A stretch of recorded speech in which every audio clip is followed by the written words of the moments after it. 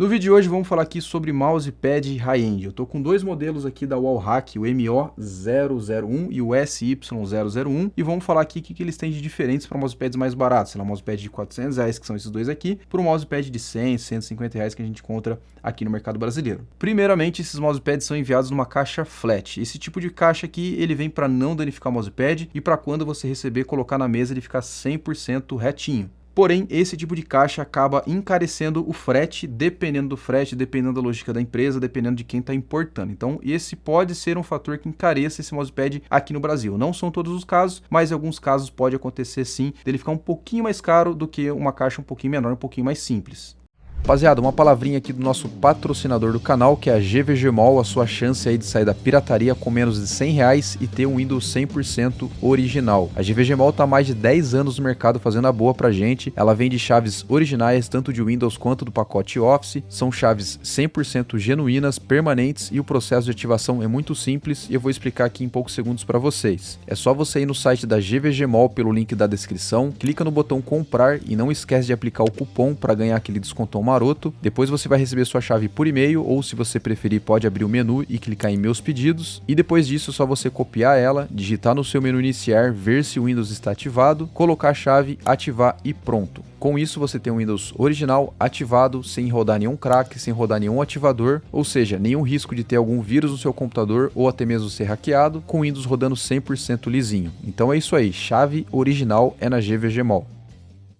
Outra parada que encarece bem o mousepad é a base de poron, que é o estilo de base mais sofisticado que a gente tem hoje em dia no mercado, principalmente quando se trata do poron japonês, né? Existem alguns clones, como por exemplo o poron chinês, tem o poron coreano, não sei se tem algum outro, mas o japonês acaba sendo a referência. E esses mousepads da Wallhack que eu tô mostrando para vocês aqui no vídeo, eles têm essa base de poron japonesa e na prática ela gruda muito bem na mesa. É um pad assim que tipo de toda a superfície que eu já testei tem uma aderência muito boa, ela literalmente gruda, nunca tive problema de ficar escorregando. E além disso, ela é um pouco mais macia, né? Dependendo do mousepad até tem algumas variedades, né? Por exemplo, soft, X-Soft e mid, como é o caso do Artisan, né? Sendo o mid mais firme, o soft sendo uma base macia, mas ainda não tão macia, e o X-Soft sendo a mais macia de todas. Existem algumas pessoas que usam uma característica de afundar o mouse sobre o mousepad, principalmente usando o soft e o X-Soft. Dessa forma a pessoa consegue mais controle na mira. Eu particularmente não uso essa característica, mas tem bastante gente que usa.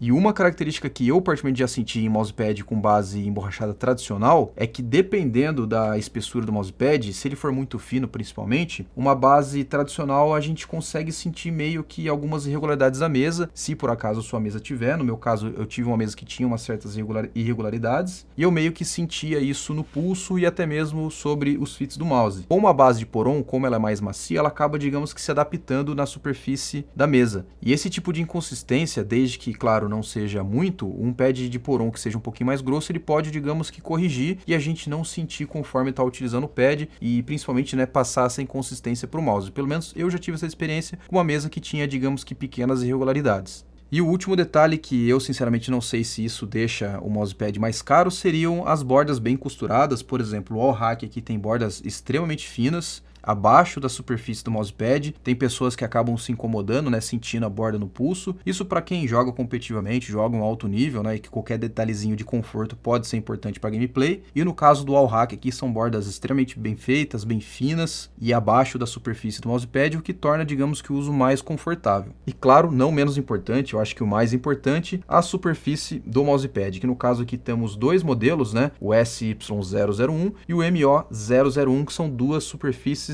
diferentes, e vamos falar aqui detalhadamente um pouquinho de cada uma. E olha, eu tava editando o vídeo aqui, eu esqueci de mencionar um detalhe para vocês, tá? Esses dois mousepads têm a mesma medida, que é de 49 por 43 e tem uma espessura de 4 milímetros. E quanto à densidade aqui da espuma, embora ela tá levando o nome de soft, ela não é soft igual ao do Artisan, tá? Ela tá mais entre o meio termo de um mid e um soft. Ela não é tão durinha quanto o mid, mas também não é tão macia quanto ao soft do Artisan, que acaba sendo a nossa referência. Agora, em questões de velocidade, o MO001 seria o modelo mais voltado para speed, enquanto o SY001 seria o modelo mais voltado para control. Então, dada essa característica, é um pad que para fazer microajuste não é tão fácil assim, tá? É um pad assim que não agarra também, mas ele dá uma leve segurada, isso vai depender muito também do mouse e do fit que você estiver utilizando, mas ele tem uma velocidade até que boa, tá? Não é um pad muito rápido, mas também não chega a ser, digamos que um dos mais lentos que a gente tem no mercado, como por exemplo usar o GSR. Ele é bem próximo mesmo ao Artisan Zero em questões de velocidade, tem um stopping power legal, não tem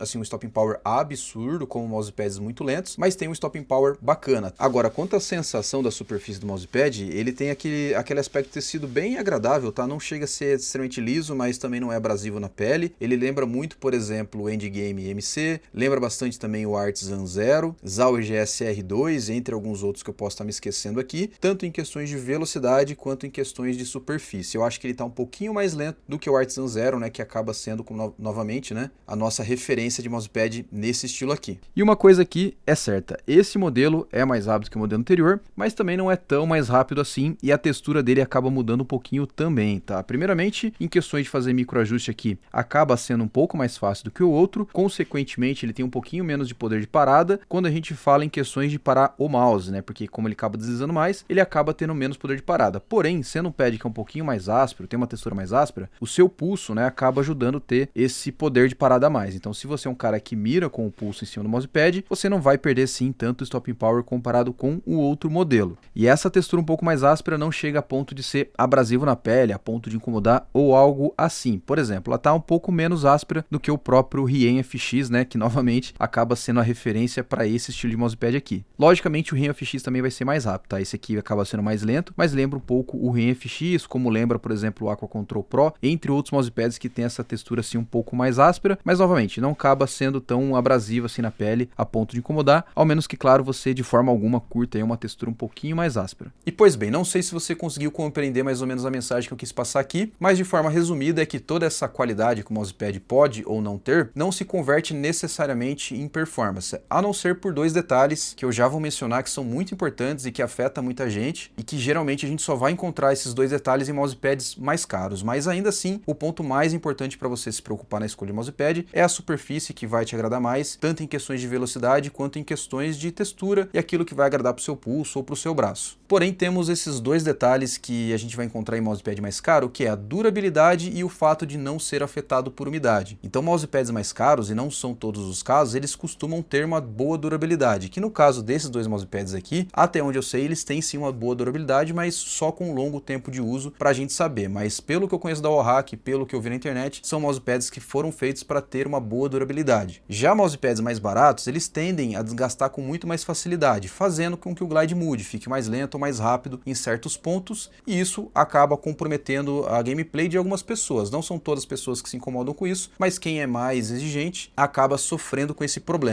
E outro fator bem importante que eu vejo que afeta muita gente, não é o meu caso, mas é a questão da umidade, que o mousepad, dependendo do dia, onde você mora, se é um lugar muito úmido, se é um lugar muito seco, se de repente a temperatura fica oscilando muito, ele vai acabar mudando o glide também, né? Ele vai absorver essa umidade do ar e o mousepad pode ficar mais lento ou pode ficar mais rápido dependendo do dia. E isso afeta muita gente, tem muita gente que acaba reclamando disso, e mousepads mais caros geralmente não são afetados por umidade. Só que, novamente, não são todas as marcas e que nesse caso aqui não é algo que eu consigo medir, tá? Onde eu moro aqui não tem o problema de ficar tendo oscilação de temperatura. E para finalizar aqui o vídeo, talvez você esteja esperando aí uma resposta simples e direta se vale a pena ou não vale a pena. Para ser simples e direto, o que eu posso dizer é que se você for um cara casual, você não joga competitivamente, não é um cara tryhard, definitivamente não vale a pena. Agora, se você é um cara mais exigente, que sofre com esses dois problemas aí que eu citei, definitivamente vale a pena considerar a compra de um mousepad high-end. Detalhe que o lance de ser ou não ser afetado por umidade são relatos que eu vi na internet, que parece que eles não são, não tenho como testar isso para vocês, e não tenho como testar também a durabilidade do pad, embora eles pareçam sim mousepads que vão durar muito, né, que lembram muito ali os pads da Artisan, porém com 2 semanas de uso não consigo trazer um veredito para vocês sobre isso. A gente só vai conseguir descobrir se eles vão ter realmente uma boa durabilidade com relatos na internet, com 6 meses, 1 ano de uso de outras pessoas. Do mais, eu recomendo o produto, achei bacana, são 2 mousepads excelentes e o link dele para compra vai estar aí na descrição. E tem o meu cupom de desconto, Default05, para te ajudar com descontinho aí na compra. E do mais, eu vou ficando por aqui. Espero que você tenha gostado do vídeo. Se gostou, deixa aquele like, se inscreva no canal e a gente se vê no próximo review.